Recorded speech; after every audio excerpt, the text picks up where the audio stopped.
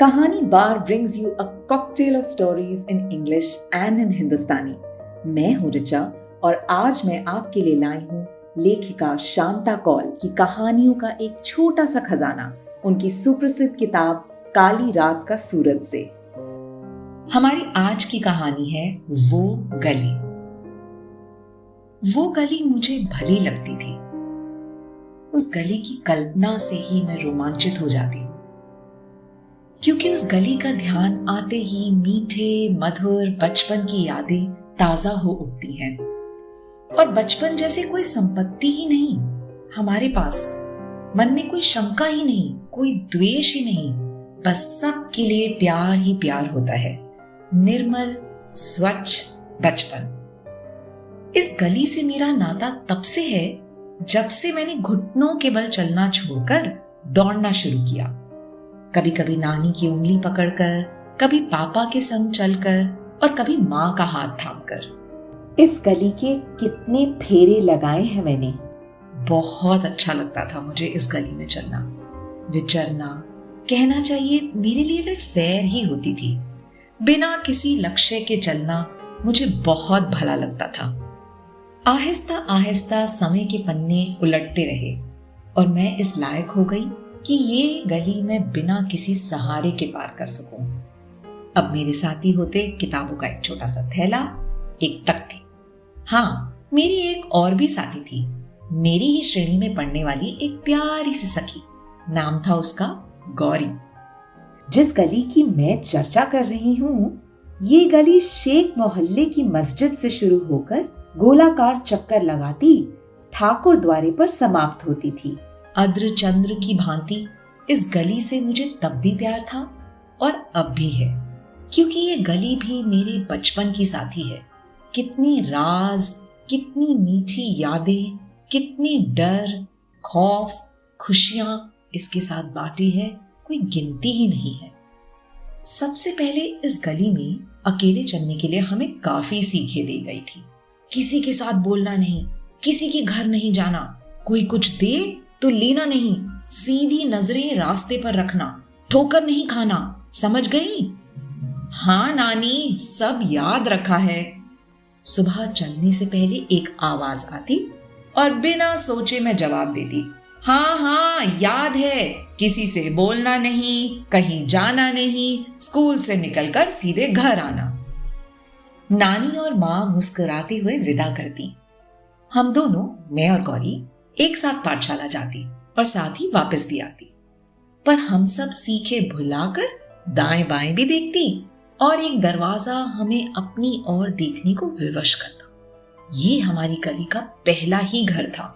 ऊंचा सा दरवाजा, दरवाजे के ऊपर भी लकड़ी की अस्थाई सी दीवार बनी थी और उसके पार नजरें ही नहीं जाती थी। मैं और गौरी एक कदम रुकते, उस दरवाजे को देखती रहती और फिर वहां से भाग जाती, क्योंकि कानों में नानी की आवाज गूंजती थी। कई महीने बल्कि साल गुजर गए। ये रोज की दिनचर्या थी हमारी। अब हम थोड़ी बड़ी भी हो गई थी। एक दिन जब हम खड़ी होकर दरवाजे को देख रही थी, हमें लगा कि अंदर से दरवाजा खुला, बस थोड़ा सा, और फिर बंद हो गया। यानी इस दरवाजे के पीछे कोई खड़ा है। ये ध्यान आते ही मेरे मुंह से निकला, गौरी भाग! और हम दोनों बिना आगे पीछे देखे दौड़ पड़ी और घर जाकर ही पांव रुके। सांसें फूल रही थी। अंदर गई, माँ ने चेहरा देखा। जाने उसने क्या महसूस किया और पूछा, क्या हुआ? कुछ नहीं, दौड़ कर आए हैं हम। अच्छा चलो फिर। दूसरे दिन जब हम वापस आ रही थी तो हमने फिर देखा, कोई तो है। हिम्मत करके हम खड़ी रही। दरवाजा आहिस्ता आहिस्ता खुला, आधा, और हमने देखा एक सुंदर सी लड़की, हमसे बड़ी, मुस्कुराकर हमें अपनी ओर बुला रही है। हम दोनों ने आंखों ही आंखों में सलाह की और मन में हाँ में जवाब दिया और हम उसके नजदीक चली आए। वो बोली, मेरा नाम ताजा है, मेरा शांता और मेरा गौरी। इस तरह हमने एक दूसरे का परिचय पाया। तुम दोनों स्कूल जाती हो? हाँ, हमने जवाब दिया। तुम नहीं जाती? नहीं, हम नहीं जा सकती। क्यों? क्योंकि हम ख्वाजे हैं। कुछ समझ नहीं आया और हम वहां से चल दी। रास्ते में हम बातें करते आए, ये ख्वाजे क्या होते हैं? पर हमारा नन्हा सा दिमाग उसका जवाब नहीं दे पाया। कई अटकलें लगाई पर सब बेकार। किसी से पूछते पर उसको हम कैसे बताते कि ये शब्द कहां से आया हमारे दिमाग में। कई दिन गुजर गए। अब हमारा रोज का नियम हो गया था। ताजा दरवाजे के पीछे खड़ी रहती, फिर हमारी किताबें खोल कर देखती, कॉपियों को उलटती पलटती और फिर मुस्कुराती हुई हमें वापस करती। पर उसकी उस मुस्कुराहट के पीछे कितना दर्द होता था वह मैं आज अनुभव कर सकती हूँ। एक दिन हमने कहानियों की एक किताब जिसमें खूब रंगीन तस्वीरें भी बनी थी ताजा को दी। इसे रख लो तुम, कभी कभी देखना और कभी पढ़ना भी। मैं रख लूं? हाँ तुम रख लो। उसकी आंखों में मोतियों जैसे आंसू तैरने लगे। कितना दर्द था उसमें, खुशी भी, पर मालूम नहीं उसने वे किताब कभी खोलकर भी देखी या नहीं। समय गुजरता गया और एक दिन उन ऊंची दीवारों के पीछे से गाने बजाने की आवाजें आने लगी। नानी और माँ से पता चला आज ताजा की शादी है। नानी भी गई शीरनी और बादाम लेकर। वापसी पर बताया कि ताजा बहुत प्यारी दुल्हन बनी थी। मेरे मुंह से निकला, पर नानी वे अभी तो छोटी थी। माँ बोली, ये ख्वाजे हैं ना, ये छोटी उम्र में ही लड़कियों की शादी करते हैं। माँ ये ख्वाजे क्या होते हैं? ख्वाजे ख्वाजे ख्वाजे होते हैं, और क्या होते हैं? नानी बोली, मैं समझाती हूँ। ये बहुत ही खानदानी होते हैं और ये लड़कियों को पढ़ाते नहीं हैं, बस जल्दी शादी करके ससुराल भेज देते हैं। सच मानिए तो अपनी समझ में कुछ नहीं आया। दिनों इस पर सोचती रही पर कोई उत्तर ना दिया, दिल ने ना ही दिमाग ने। बस वह दरवाजा हमेशा के लिए हमारे लिए बंद हो गया। स्कूल से आते जाते पांव एक बार तो जरूर वहां रुकते थे, पर दूसरे ही क्षण फिर गतिमान हो जाते। यूं समझ लीजिए उस दरवाजे के साथ साथ हमारे मन ने भी उधर के पट बंद कर लिए। पर फिर भी आते जाते हमारी नजरें जरूर उधर जाती और पल भर हमारे पांव भी रुकते, पर वहां कोई हलचल नहीं होती। समय सरकता गया। देखते ही देखते एक वर्ष से ऊपर ही हुआ।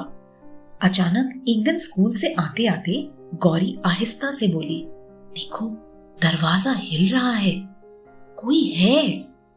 मेरी दृष्टि उस पर जम गई। मुझे भी लगा कोई तो है। हाँ है कोई, चलो चलो चलते हैं, क्या पता कौन है। हम ज्यों ही चलने लगे तो ताजा ने आहिस्ता से दरवाजा खोला और हाथ के इशारे से अपने पास बुलाया। हम भी बड़ी उत्सुकता से उसे देखते रहे। उसका पहनावा बदल गया था, आभूषणों से लदी हुई थी। सबसे अचरज की बात यह थी कि उसकी गोद में प्यारा सा नन्हा सा फूल जैसा बच्चा था। वो उसको हमें दिखाना चाहती थी। हम पास गए, उसे छूकर देखा। मैंने पूछा, किसका है? मेरा। और किसका? तुम्हारा? हाँ मेरा, 3 महीने का है। हम बच्चे को देखते रहे, गोरा सा गुलाब की भांति खिला हुआ। छूकर भी देखा, प्यार भी किया। हमने ताजा की ओर देखा, उसका चेहरा पुलकित हो रहा था। उसने हंसते हुए कहा, वह तुम्हारी दी हुई किताब मैंने संभाल कर रखी है। बेटी है ये मेरी, जब ये बड़ी होगी तो इसे जरूर पढ़ाऊंगी। ये कहते उसकी आंखों में अश्रु तैर गए। वो सारा दर्द, सारी व्यथा अपने बचपन का उन्हीं आंसू में झलका रही थी। This is Richa signing off. Take good care of yourselves till I'm back with the next story.